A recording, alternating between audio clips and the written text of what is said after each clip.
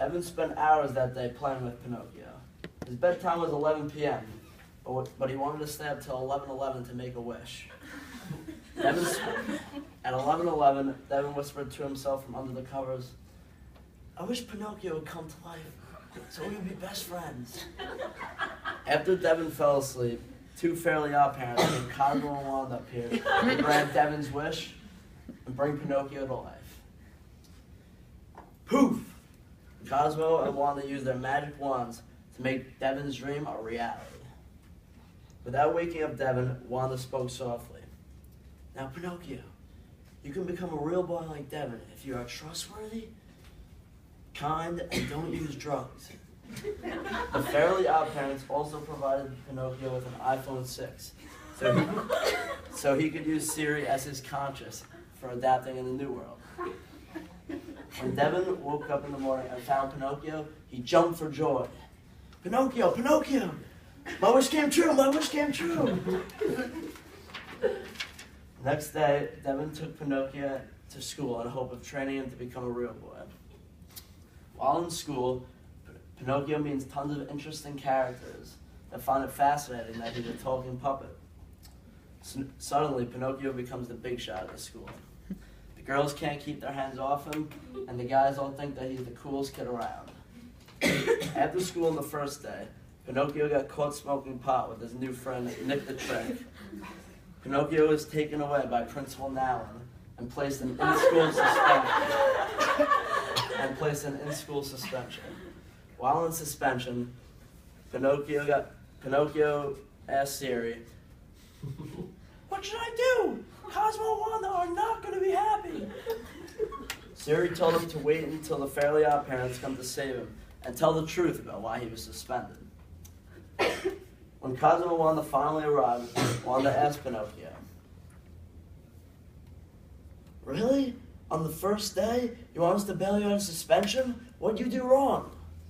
Pinocchio said, "The principal claims that she saw me smoking pot, but it wasn't me, they got the wrong kid."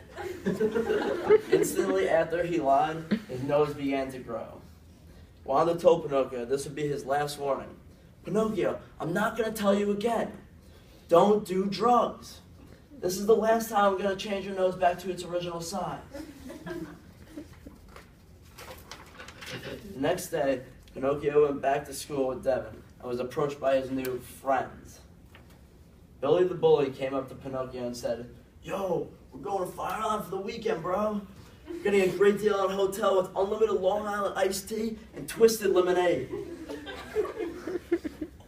A weekend with the boys, sipping some cold ones, lounging on the beach, no parents, count me in.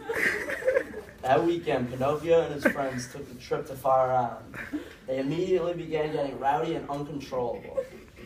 While they were hanging out by the pool, Pinocchio whispered to Billy the Bully, "See that fine young lady over there? What are the odds that I could push her in the pool?" Billy the Bully whispered back, "I'll buy you another twisted lemonade if you do it."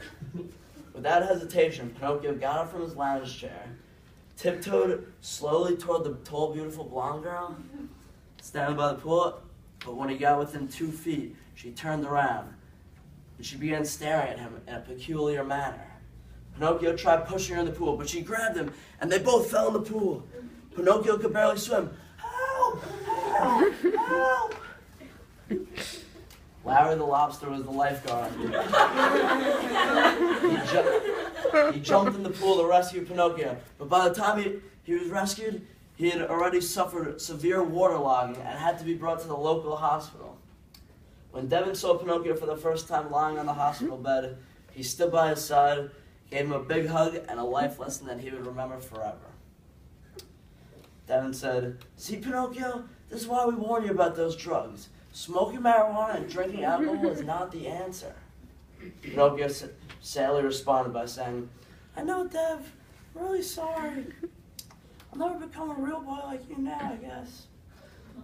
I pinky promise I'll never do it again. I'll even take one of those dare classes." Suddenly, Pinocchio magically began changing into a real boy. Pinocchio's dream had finally come true. Cosmo and Wanda stood behind Devin winking at Pinocchio. And that, ladies and gentlemen, is the real story of how Pinocchio became a real boy.